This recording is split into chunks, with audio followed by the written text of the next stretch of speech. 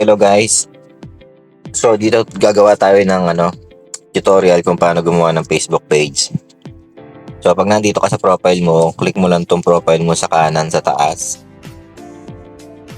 Tapos click mo tong parang tatlong hamburger menu kaliwa sa taas, yung tatlong guhit. Tapos hanapin mo dito yung FB page.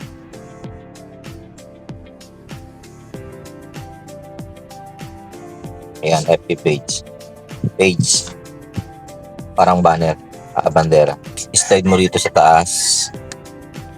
Ayan, makikita mo dito sa unahan is create. So, pero may nai-scroll yan. Create, meta business, discover. Pero ito, create. Click natin.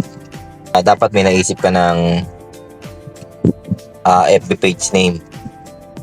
Pag wala ka maisip, pwede ka magpunta sa ChatGPT. So, punta tayo sa ChatGPT.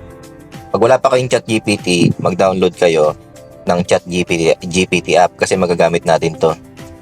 So, paano mag-download ng ChatGPT? Punta ka sa Google Chrome, Google Play Store. Ito, Google Play Store. Tapos, download mo lang, search mo yung ChatGPT.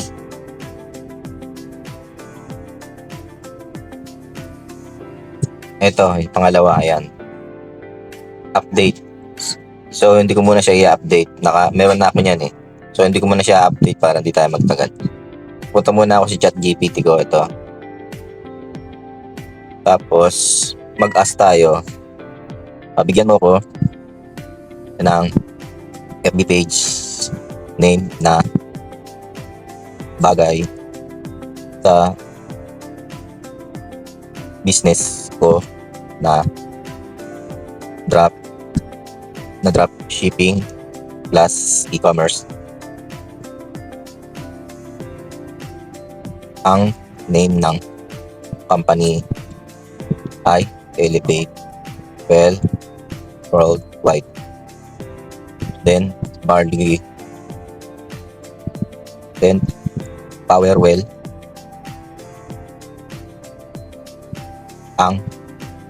Then Powerwell Barley Grass. Barley grass juice ang product. Yan, pinutin nyo lang yung arrow up dito sa baba. Ayan, solid ang brand mo Elevate Worldwide plus Powerwell Barley Grass Juice. Medyo premium at health. Positioning ang dating. Ayan, sabi niya. Ayan, pili ka dito. Elevate Well Worldwide PH. Ayan Elevate Worldwide, Elevate Well Ecom Hub. Ayan, pili ka na lang dyan. So, pili ka dito Elevate Well Worldwide PH na lang piliin ko. Yan. Ayan, marami siyang binigay Yan, ayos na lang. Mas gusto ko itong digital store. Copy. Yan, kinopy ko tapos lalagay na dito sa page name. Tapos next lang natin. Tapos category, pwede na itong health and beauty saka coach. Yan. Tapos click mo lang itong create. So dito sa bio, pwede ka rin manghingi kay ChatGPT. Tapos kumpletuhin mo lang yung address kahit hindi mo complete address, kahit lang city. Ilagay mo lang ng kahit walang house number, kung sa akin Blackboard lang. At 11. Ganyan. Tapos lagay mo ng city. San Jose del Monte. Yan. San Jose del Monte, Bulacan yung city. Tapos zip code.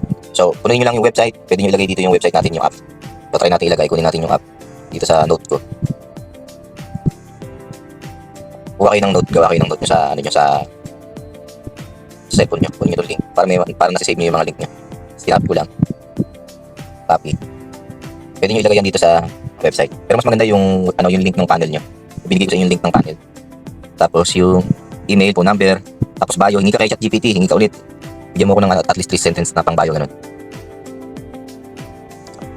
Bigyan mo ko ng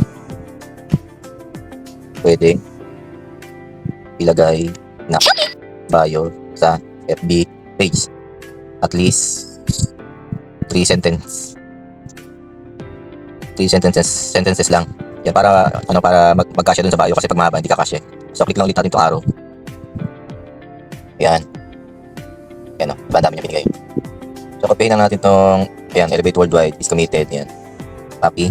So, pwede rin kayo manghingi about coaching. Kunyari, gusto nyo ilagay sa bio nyo about coaching. Pwede yun. Lagyan natin dito sa bio. So, ayan. Pag mahaba kasi yan, hindi ka kasya. So, next na lang natin ha. Basta pila pa nyo yung phone number, zip code, lagay nyo. Tapos, next.